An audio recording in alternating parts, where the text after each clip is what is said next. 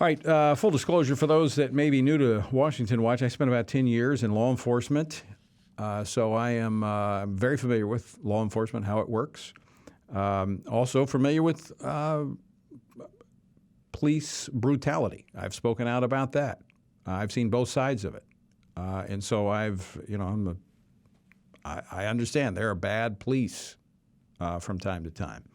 But I can tell you the vast majority of the men and women who put on a uniform and put on a badge do so to serve and protect. But there's something happening. There's something happening. Now, you may be watching and this is a case, this is a classic case of what we see unfolding right now that has contributed to the bigger picture we're going to talk about in just a moment. Brooklyn Center, Minnesota, a suburb of Minneapolis, saw a second night of protest and riots yesterday in response to the shooting of a black man by a police officer, a 26-year veteran officer, during a traffic stop. Now, the Brooklyn Center Police Chief, Tim Gannon, told a news conference Monday that the officer who shot the man meant to use her taser but instead grabbed her gun. Earlier today, both the officer and the police chief has reportedly resigned after the Brooklyn Center City Council recommended yesterday they both be fired. Now, the mayor has actually fired the city manager, taken over emergency control of the department, and he too was calling for the firing of the officers. Now, during the evening's city council meeting, it also approved a resolution banning its police department from using rubber bullets, tear gas, and kettling as crowd control tactics, as well as chokeholds. Now, these developments come as the nation is seeing a surge in murders that is being attributed to a decline in law enforcement activity. Police across the nation are feeling pressured to take a more passive approach as they face a greater risk of being sued, fired, prosecuted for doing their job, or thrown under the bus by politicians.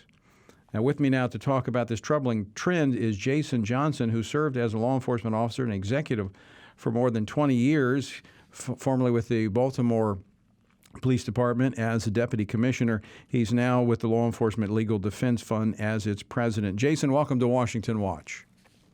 Thanks for having me, Tony. Good to be with you. Well, let's talk about it. You wrote a piece just recently in the USA Today, which certainly caught my attention. I mean, anecdotally, I've been seeing the rise in violent crime across the country, even in my home city of Baton Rouge, which is relatively supportive of law enforcement. But in tracking the FBI's numbers, you have seen a historic rise in murders over the last year. That's right. So murder is the easiest crime stat to track because you can't obfuscate or hide the number of murders that you have in any given jurisdiction, and those have to be reported on a regular basis to the FBI. So my organization, the Law Enforcement Legal Defense Fund, did some research, and we looked at the 9 months from June to February that preceded the George Floyd riots, and we looked at the same 9-month period after the George Floyd riots. What we found is that across the country, murders are up 25% across the board, about 35% in America's largest cities.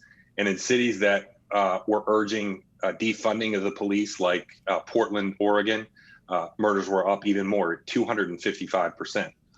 So we attribute this to the way that law enforcement has been disempowered, defunded across the country as the primary reason, and with a close second reason being prosecutors who are being elected in cities around the country, largely with the support of George Soros, who do not embrace the idea of prosecuting criminals. They embrace the idea of going after law enforcement officers. And so, as you indicated, Tony, the approach by law enforcement is now much more passive, and there's very little active crime preventative policing going on in our cities. And so the numbers would show that there is a correlation between police being less aggressive in policing the streets and a rise in violent crime. That's exactly right. And we know this because we've seen this in other cities at different periods of time.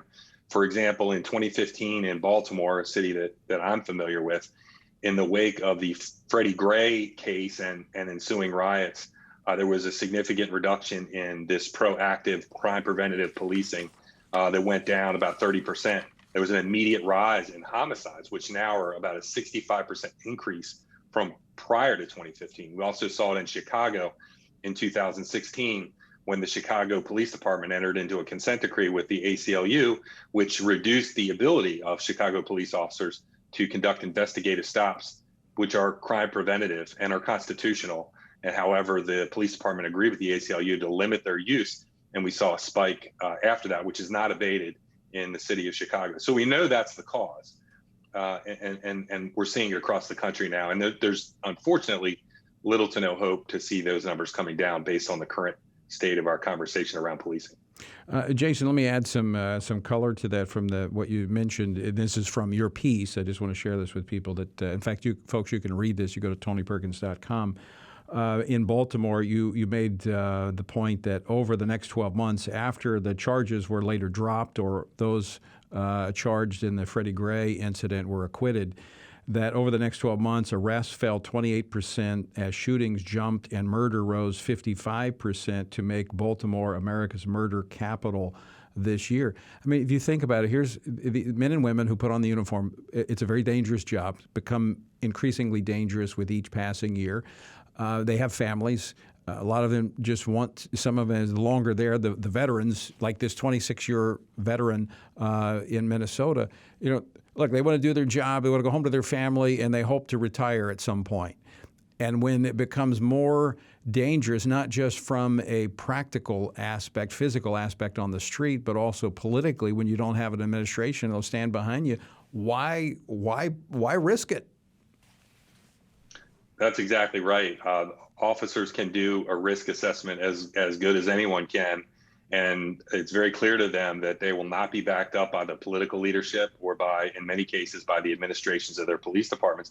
And to add on top of that, it's not just the lack of support, but in some jurisdictions, officers are being officially prohibited from engaging in certain standard police tactics, like identifying people who are committing crimes and holding them accountable. They're being prohibited officially from doing that.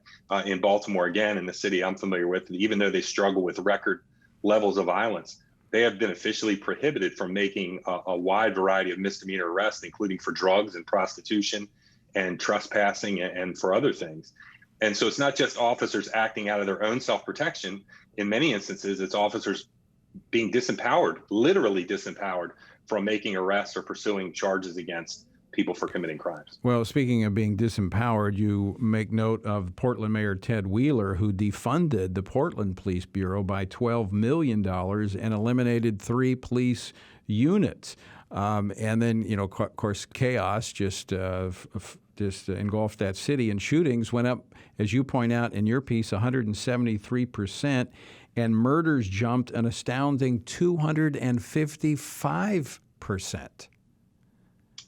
That's the most extreme example in the city of Portland. Again, an enormous increase in a city that is typically not a violent city, not associated with violence, and now is, as a direct result of an effort to defund police. And 20% of the police department has left since the George Floyd riots took off. And so now they're going to have to try to catch up. They're going to have to try to find qualified men and women who are willing to serve in a city that they know they won't be supported by.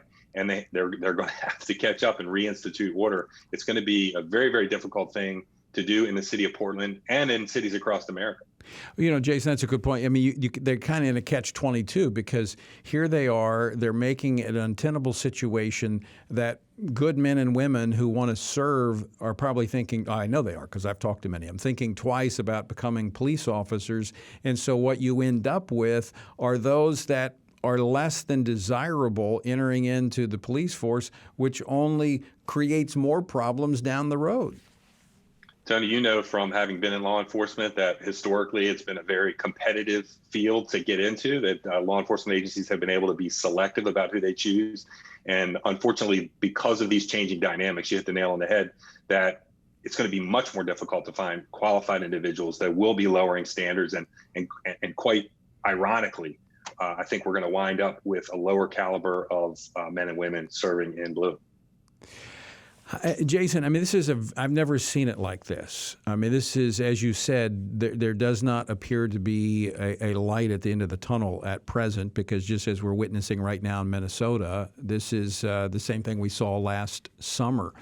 But when you look at the vast majority of Americans, they remain supportive of law enforcement, and many of these in these minority communities. I know when I was a police officer, the grandmothers that were raising the young kids, they wanted to see the police in the communities because they didn't want the gangbangers, the drug runners to influence their kids. You know, you're quite right. I myself served in two agencies that has a high percentage of African American population and areas that are low income and tend to attract more crime. And I found that in those communities, the people supported the police more so than where I see many parts of the academic white woke community, if you will, who are less supportive now of policing, and they don't have skin in the game, so to speak. They don't face the consequences that are faced in poor communities. That's absolutely right. So, what's the way forward, Jason? What do our listeners across America? What do they need to do to send a message that they don't support this effort to defund police, to back away from the police that we see with so many elected officials right now? Well, we do have quite a bit of information available on our website. It's at policedefense.org, information on officers, individual officers that we are supporting that we think are worthy of support, and also information on the studies and papers that we've written on various criminal justice topics. But to answer your question, I think, Tony, we have to get back to the facts. There's so much misinformation out there that is leading people in many communities to think there's an epidemic of police violence.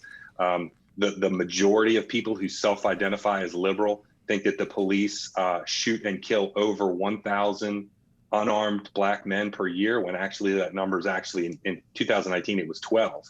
And so the gulf between reality and truth and what information is out there could not be wider. So I think the starting point is we all have to be working from the same facts. And right now that's not where we are, but that would be a great start. I'd love to see the leadership of our country focus more on factual information and having a conversation between both sides of the issue so we can find solutions. Yeah, that'd be a great start. I don't know if you agree with me on this, but I think the media has been one of the worst contributing factors to inflaming this situation of almost anything. They have not reported it fairly in most cases, and they've stoked the angst and the anger that's in these communities. Unfortunately, this is an issue, Tony, that people do not lose interest in, and so out of self-interest, some media organizations do continue to stoke the flames of discontent and make the situation a situation that is not. This is not a situation that cannot be resolved. We really can get together if we start with the same set of facts, but unfortunately, due to significant media bias, even that seems impossible. Jason Johnson, thanks so much for joining us today. Great information. Very good piece that you put together in USA Today. I hope a lot of people see it and it gets their attention. Thank you for having me.